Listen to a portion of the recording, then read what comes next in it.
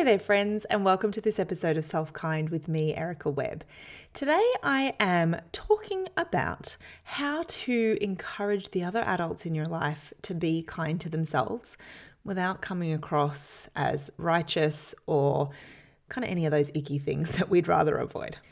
So this week's topic comes from another question, and I'm really grateful for those coming through. So thank you. You know exactly who you are. And the question was around how to encourage other adults in our lives to be kind to themselves, but without coming across as being like a righteous person or, better than them or knowing, more, all of that sort of stuff. And it's an interesting one, and I've spent a little bit of time pondering this because I'm really mindful of that even in my line of work, of really sort of having an entire brand that is centered around this idea of being kind to oneself, and how within that there is this desire not to shame anyone if self-kindness feels hard, unavailable, unfamiliar. And so I think this is a great question because, how do we encourage other people to do something that feels really supportive to us without coming across as righteous or a bit of a know-it-all? And I think we've all experienced being on one or the other of those sides, right? I've certainly been the receiver of information like that and felt a bit crap about it and being like, well, what do you know? You don't know anything about my life. And so it can be the well-meaning advice to try yoga or journaling or self-compassion or running or anything that has helped somebody else. Sometimes when we offer that to others, it can be perceived as righteous. It can be perceived as pushy. And so how do we do that when it comes to self-kindness and we see the people around us that we love perhaps not treating themselves kindly or speaking to themselves kindly, and we want that for them, right? So I have a few ideas, and perhaps not a direct answer to the question, but I hope that it will be supportive nonetheless. I sort of said before that, one of the goals is not to induce shame. And that's always a risk, right? Humans, it's inherent that we will experience shame. Shame kind of exists in that in-between place where we think that we should be able to live up to a particular standard and then we don't. We feel like we've, missed the mark somehow. So in this example, if I was to say to you, you just need to be kind to yourself, it's not that hard. And you're sitting there thinking it's the hardest thing in the world, but should I be able to do this? Maybe I'm broken, right? And so we want to avoid inducing shame, which isn't always within our control because it's kind of an inside job, right? But there's certainly ways that we can minimize that risk. And I think it's that, right? It's not suggesting to people that it's easy to be kind, to be self-kind, because it's not always. And so I almost want to circumvent this idea of like giving the advice to be kind and offer you an alternative. Now, I do often, offer people the advice of being kind to themselves. And I need to think a little bit more about how I deliver on that to sort of get a sense of the how. But I do think that there is something else that can perhaps be a little bit more helpful and can certainly lay the foundation of this notion of self-kindness. And that is to be the self-kind voice for them. So what does that mean? When we talk about self-compassion, let's go broader, because self-kindness is an element of self-compassion. But when we talk about self-compassion, often the way that, I would describe this or other people in this world would describe this is to say, imagine how you would support a friend and how you would speak to them. And that often gives us a doorway into compassion because it's kind of more of our default with the people that we love. We offer them kindness even when they're in pain. And that is really what self-compassion asks of us, to still offer ourselves kindness and love and respect in the midst of challenge. And so it can be a really helpful thing to simply offer that to the people that we see not being able to offer it to themselves.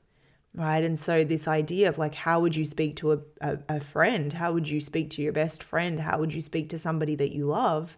You just do that, right? And it might be that it's, sort of that conversation of like, I can see that you're really struggling with this. I can see that you're having a hard time being kind to yourself. And I just want to remind you how loved you are and that I think you're doing an incredible job. I think that you're doing an incredible job. And yes, there's some challenges, but you are, you're doing it, or, it's kind of hard to do that without an example, but that idea of like, even though this is hard, even though you feel like you are failing or not measuring up or not doing enough, here's what I see. And here's the kindness and compassion that I want to offer you.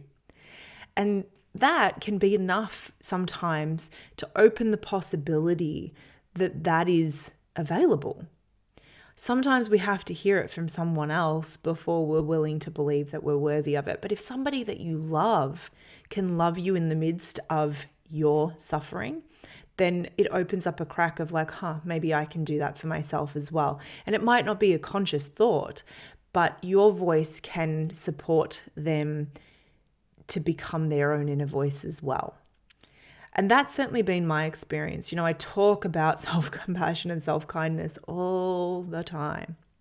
And even back, 10 years ago, when I was teaching kind of a lot more in-person classes, students would come up to me and say, your voice has become mine. Like I've got your voice in my head reminding me to be kind. And I don't really remember exactly how I messaged that in my classes all those years ago, but there was always this undercurrent of like, meet yourself there, meet yourself where there is that kindness and that compassion, and recognize that you're doing your best, like all humans are. And it does kind of support those around us to start to internalize that message for themselves without us having to be pushy or righteous or, a know-it-all. And depending on the relationship, right? Like it sort of depends, I think sometimes on who we're talking about and what our relationship with them is. Sometimes our fear of coming across as righteous is going to be ours, right? Like that's going to be something that we are just sensitive to or worried about because we don't want to be perceived as that kind of person. But there's also a chance that we're not being perceived like that at all. And so a gentle like, hey, you really are trying your best. I hope you can be kind to yourself here, might feel like an appropriate connection point. But I do think that it is useful to offer them the words that you would use compassionately towards them first.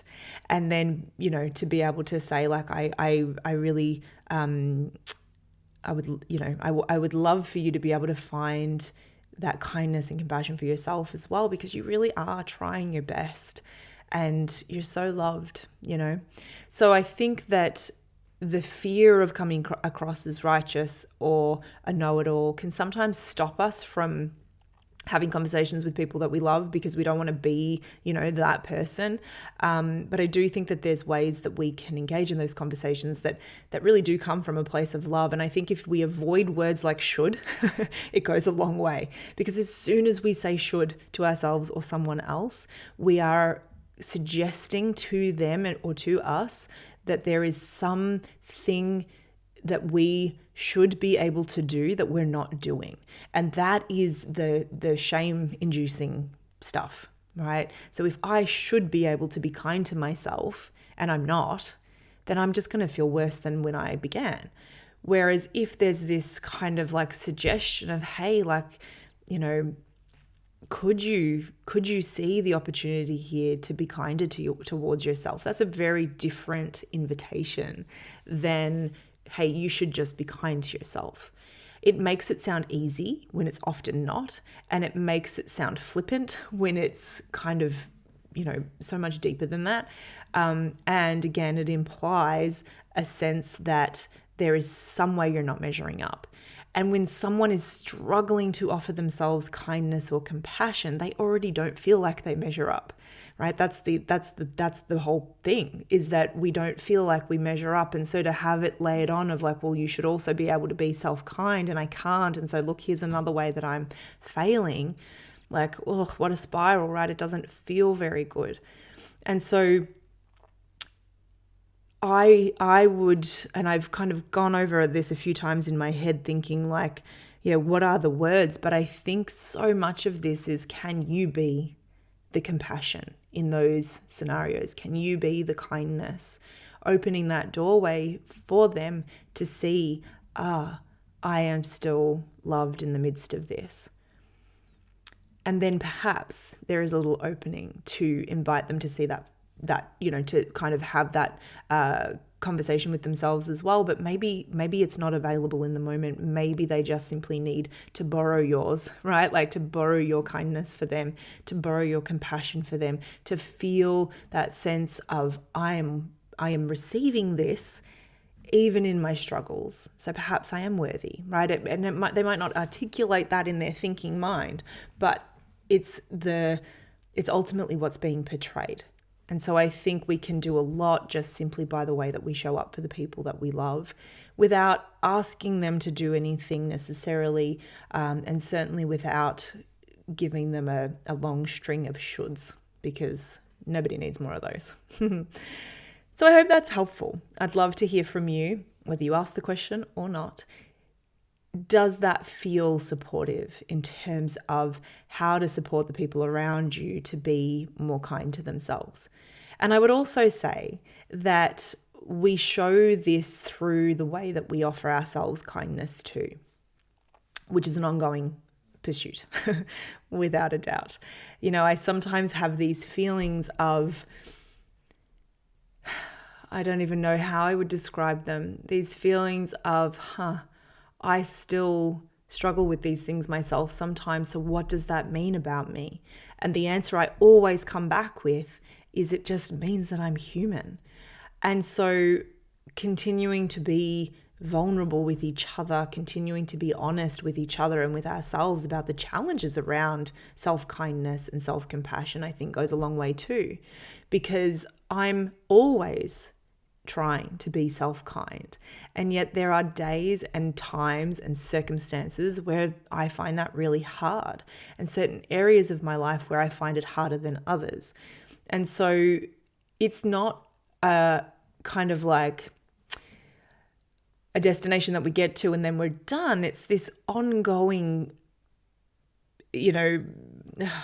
figuring out. It's an ongoing figuring out as we just keep living. And so how do we show each other that? How do we show each other that, hey, here's how I'm practicing self-kindness and compassion, even when it doesn't feel easy, even when it feels hard, even when I question my worthiness in that, because we will, because we're human, and we just keep trying and keep choosing in that direction. The last thing that I'll say about this as well is that how willing another person is to hear these messages is going to be completely outside of your control.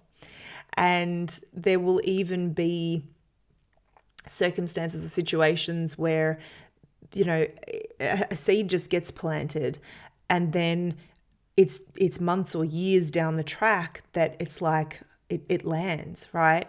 And so sometimes I think as friends and family to other people, loving other people, we want for them things that they're not ready to discover for themselves.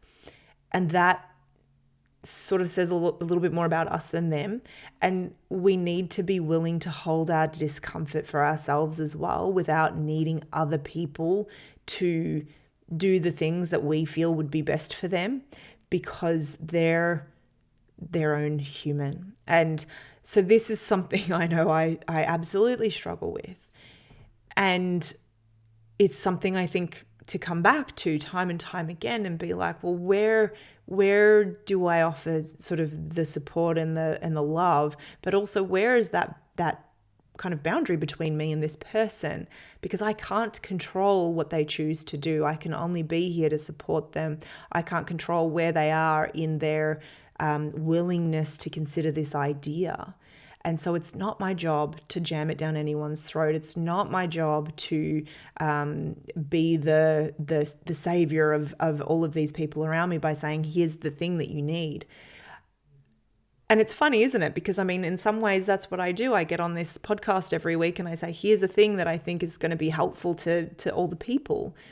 But it's all offered from this place of, listen if this is helpful. Don't listen if it's not. Take it if it's useful. Leave it behind if it's not. I'm one person in a sea of millions, billions. And so we have to kind of just understand that as well, right? And so we're always in relationship with others. We're always in relationships. And so it's not just it's not even that assessment of like, am I being righteous? It's not alone going to be what you do or say that determines that. It's going to be what happens in the midst of that relationship. So that was a lot of words, a lot of thoughts. Let me know what lands. Let me know if it brings up questions. Let me know if it's helpful. I would love to hear from you. Until next week, keep being kind to yourself if that feels supportive, and I will see you soon.